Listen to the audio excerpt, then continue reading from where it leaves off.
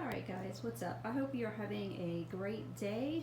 I decided to kick it old school today and do what I would have normally done in class to help with chapter 2. I would have broken it into chunks and kind of written stuff on the board, and we would have kind of discussed and talked about everything. So I did that with the first part of chapter 2. I'll be making another video tomorrow for viruses because this one is about bacteria. But anyway, let's move on. So the first part of chapter 2 talks about our 3 contaminants again, and then it kind of elaborates on them. So if you look over here, we talked about in the last chapter, right, our 3 types of contaminants. You've got physical, chemical, and biological, right? Physical would be, like we said, if you have a Band-Aid in your food, cigarette butt in your food, caterpillar, and I say cigarette butt and caterpillar because those are the 2 physical contaminants that popped up on last fall's certification test, so don't be surprised if you see caterpillars or cigarette butts. That is a physical contaminant. Any kind of like metal shavings in your food, jewelry, rocks, just crazy stuff. That's all physical contaminants. Chemical contaminants, we know if you are spraying chemical cleaners around food and things like that, that would be chemical. If you're putting stuff in galvanized pots like you're not supposed to for toxic metal leaching and all that, that's all chemical.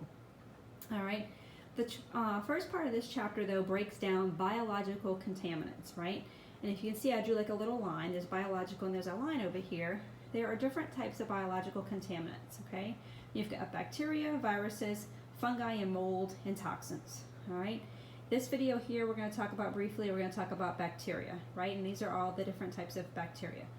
Before we get started, make sure that you know, I'll put over here, signs and symptoms of a foodborne illness. Most of these you probably already know, but you can have, if you get a foodborne illness, you can have stomach aches, fever, body aches, throwing up, diarrhea, I didn't put up there, but that's a common one, and even death, right? So, first off, we're going to talk about bacteria in this video. So, biological contaminants, bacteria is a subcategory of that. So, you got E. coli, Shigella, Salmonella, Salmonella typhi, and you've got Listeria and Staph.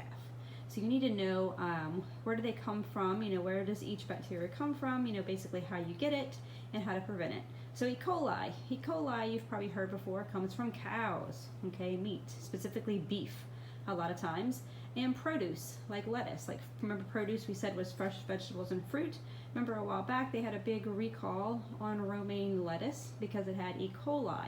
So basically while that lettuce was outgrowing in the field, they were spraying it with contaminated water that had E. coli in it. E. coli got on the lettuce, got transported to the restaurant. I believe it was McDonald's was one of the ones that had a big recall on their salads for E. coli.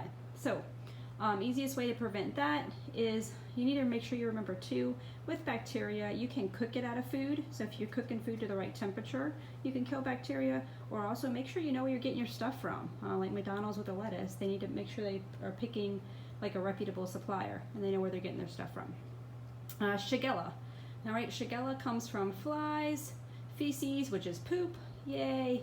And in order to prevent that, make sure you wash your hands. A lot of times you'll see, and you may see on your test, like what is the fecal oral route? It sounds disgusting. Fecal or feces is poop, right? So say you go to the bathroom, you do not wash your hands, and some feces or poop gets under your fingernails, and you can't see that, it's microscopic. You don't wash your hands, and then you go back to fooling with food and things like that. That gets on the food, say it's like rolls or lettuce, salad, some kind of ready-to-eat food, and then that gets passed along to the customer. So you have Shigella, and then you're passing along with them. All right, so Shigella is flies. If you have a lot of flies hanging around, not good. Get rid of the flies and wash your hands. Salmonella, we've all kind of heard before. Salmonella, it comes from poultry, specifically poultry, remember, as any kind of bird. So common poultry would be turkey, raw chicken, eggs, dairy. That's why you have to use different cutting boards. Make sure you clean and sanitize in between cutting up raw chicken and ready-to-eat food because you don't want to get salmonella.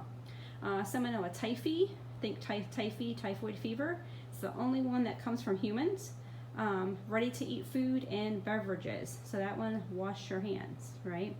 Listeria, the book doesn't mention too much, but Listeria is a type of bacteria.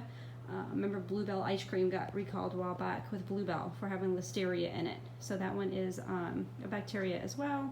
Every now and again they'll mention staph, or Staphylococcus aureus is its official name, but we say staph for short. Staph is found in the nose, throat, and skin of humans. So it is a bacteria. Got a staph infection. Say I have a infection on my arm, a sore, and it's got staph in it. I scratch it, don't wash my hands or don't change my gloves and all that good stuff, and then I touch food. And then you can be spreading staph around. So staph, you need to know, is found in the nose, throat, and skin of humans. All right, so this was all the different bacteria that falls under biological contaminants. Tomorrow, I'll probably post a video for viruses, fungi, mold, and toxins.